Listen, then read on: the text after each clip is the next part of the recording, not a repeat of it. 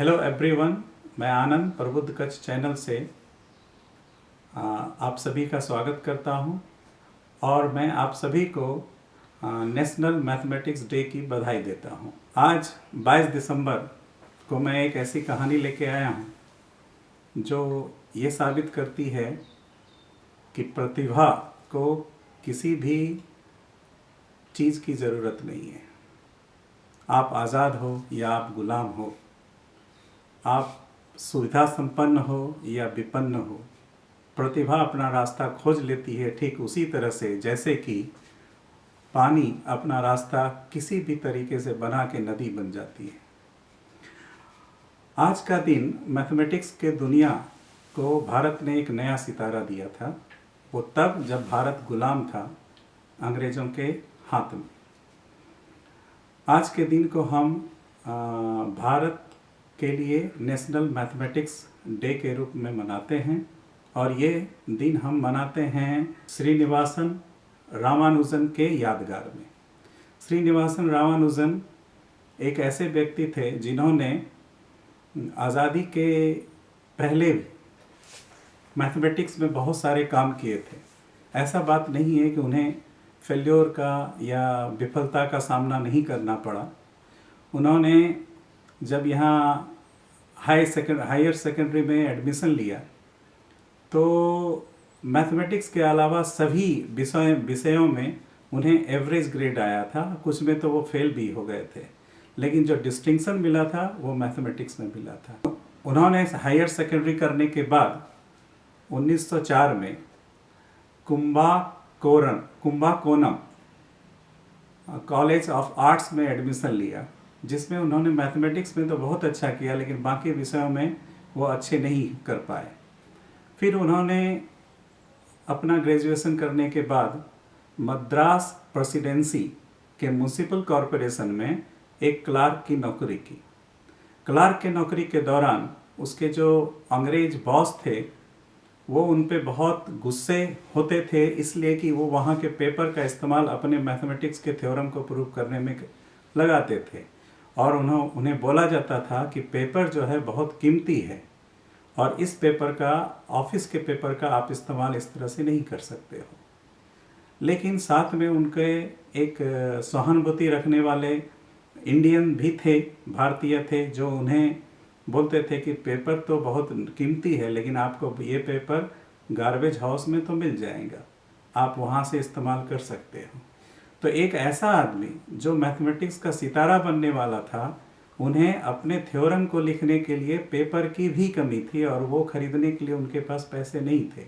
रामानुजन का जन्म 1887 में ईरोड, जो तमिलनाडु में है, में हुआ था।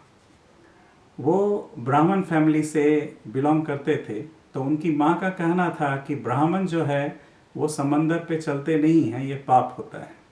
जब उन्होंने पहली बार अपनी माँ को बोला कि इंग्लैंड से उन्हें ट्रिनिटी कॉलेज से बुलावा आया है वहाँ जाके बैचलर करने का, यानी कि ग्रेजुएट करने का, तो उनकी माँ ने बोला ये हो नहीं सकता है कि हो नहीं सकता क्योंकि हम ब्राह्मण हैं और हम समंदर पे चल नहीं सकते हैं, ये पाप है। लेकिन उन्होंने किसी तरह से अपनी माँ को मनाया। उन्होंने अपने बहुत सारे रिसर्च पेपर G.H. हार्डी को भेजे, जो कि ट्रिनिटी कॉलेज में मैथमेटिक्स विभाग में थे। G.H. हार्डी उनके सभी पेपर से बहुत प्रभावित हुए और उन्होंने उनको लंदन बुलाया। लंदन के ट्रिनिटी कॉलेज में उनको फेलोशिप मिला और वहाँ वो मैथमेटिक्स के अलग अलग थ्योरम पे काम करना शुरू किए। लेकिन वहाँ भी उनका पीछा विपत्तियों ने नहीं छोड़ा। ऐसे बहुत लोग वहाँ पे थे जो उनको बताया गया कि तुम्हारा स्थान यहाँ नहीं है, तुम तो इंडियन हो, तुमको यहाँ आना नहीं चाहिए, तुम अपने देश वापस जाओ। फिर भी बहुत सारे लेक्चरर ऐसे भी थे जिन्होंने उनके काम को बहुत सराहाया, जिसमें एक G.H. हार्डी भी थे जो उनके वहाँ मेंटोर थे, जो वहाँ उनके गार्डियन थे। ऐसे हालत में रामानुजन ने बहुत सारी काम मैथमेटिक्स के लिए किए। ऐसे बहुत सारी चीज़ें थी जो उनके डायरी में लिखित थी, लेकिन G.H. हार्डी ने उन्हें क्लासरूम अटेंड करने की बात की, बोले कि जाके पढ़ो, पहले पहले एक प्रॉपर एजुकेशन आपको चाहिए। जब आप वो एजुकेशन लोगे तो आपको पता चलेगा किसी भी पेपर को किस तरह से लिखा जाता है।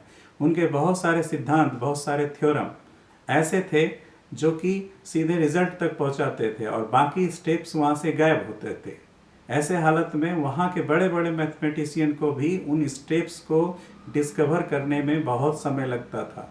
तो जीएच हार्डी ने उसे ये रिकमेंडेशन किया या ये सजेशन दिया कि आप जो है स्टेप बाय स्टेप रिजल्ट को प्रूव करो। तो रामानुजन का हमेशा यही कमेंट होता था कि मैं स्टेप बाय स्टेप क्यों करूं, मैं तो जानता हूं, वो आप जानते हो, लेकिन ये चीज़ें आप अपने लिए नहीं लिख रहे हो, ये चीज़ें उसके लिए लिख रहे हो जो ये समझना चाहते हैं। ऐसे बहुत सारे थ्योरम उन्होंने प्रूफ किए और उन लोगों को दिए। कुछ दिन वहाँ रहने के बाद उन्होंने इन्फिनिटी सीरीज पे काम किया, जो कि एक पेपर में भी छपा और रामानुजन उस समय बहुत खुश हुए जब उन्होंने अपने काम को जर्नल में देखा, पेपर में, रिसर्च पेपर में देखा। ऐसी बहुत सारी घटनाएं हुई जो रुलाने वाली है, लेकिन अंत यही होता है कि आप सफल हो जाते हो और वो सफल हुए। देखो, वो मैथमेटिक्स में अच्छे थे, आर्ट्स के बाकी किसी विषय में अच्छे नहीं थे, फिर भी उसने मैथमेटिक्स में अपना मुकाम बनाया, अपना नाम बनाया। यहाँ तक कि royal society of mathematics of Trinity college ने उनको ठीक उसके समकक्ष रखा जो यूरल के समकक्ष थे। यूरल वर्ल्ड के सबसे बड़े मैथमेटिशियन के रूप में आज भी जाने जाते हैं और लोग ये बोलते हैं कि रामानुजन सिर्फ 32 साल की उम्र में जिसका देहांत हो गया, अगर वो जीवित रहते और 20 साल और काम करते तो वो वर्ल्ड के टॉप मोस्ट मैथमेटिशियन हो पाते। रामानुजन को जब एक बार पूछा गया कि आप कैसे इसको प्रूव करते हो, आप कैसे देखते हो, तो उन्होंने ये बताया कि बस मेरे दिमाग में आ जाता है। बोलो कैसे आ जाता है? बोलो ऐसे ही, जैसे फोटो अचानक मेरे दिमाग के सामने आ जाता है किसी भी थ्योरम को प्रूव करने के लिए। बोले ये फोटो आपके दिमाग के सामने कौन लाता है? तो उन्होंने बोला कि जिसको मैं जानता नहीं हूँ, शायद वो गॉड हो हमारे। तो इस हिसाब से आप देखो तो बड़े बड़े ऐसे कितने मैथमेटिशियन हैं जिसने ये बताया है कि ये चीज़ें उसके दिमाग में अचानक आ जाती है, सोते रहते हैं तो वो थ्योरम प्रूफ कर लेते हैं। फाइनली रामानुजन फेलोशिप मिला, उन्होंने अपनी डिग्री को पूरा किया ट्रिनिटी कॉलेज में। बहुत सारे कंट्रीब्यूशन उसने मैथमेटिक्स को दिए। वहाँ के रॉयल सोसाइटी ने उसको बहुत सम्मानित भी किया और वहाँ उनका नाम भी दर्ज है इस बात के लिए। लेकिन वो वहाँ पे बहुत बीमार रहने लगे क्योंकि लंदन उस समय बहुत ठंड होता था और रामानुजन साउथ इंडिया के थे, वो ठंड बर्दाश्त करने की क्षमता उसमें थोड़ी कम थी। तो उन्हें ठंड के कारण एक बीमारी हो गई जो बहुत मुश्किल से वहाँ भी क्योर नहीं हो पाई। अंत में उन लोगों ने फैसला किया कि उसे इंग्लैंड से वापस इंडिया आ जाना चाहिए। वापस 1919 में वो वापस भारत आए और 1920 में 32 साल के एज में उसका देहांत हो गया। अब आप समझो कि एक ऐसा आदमी जो मैथमेटिक्स में इतना सक्सेस था, इतना सफल था और जो सिर्फ इसलिए सरवाइव नहीं कर सका क्योंकि वातावरण उसका वहाँ सूट नहीं किया उसे। तो आपको ये कहानी हमें बहुत शिक्षा देती है। ये कहानी ये शिक्षा देती है कि आपको प्रतिभा हो तो आपको कोई नहीं रोक सकता हो। आप अभाव में हैं तो भी नहीं रोक सकेंगे, आप सफल होंगे। दूसरा बात, कहीं भी किसी भी समय आप अपनी स्थिति और अपना स्थान बनाएंगे, कोई आपको इससे नहीं रोक सकता है।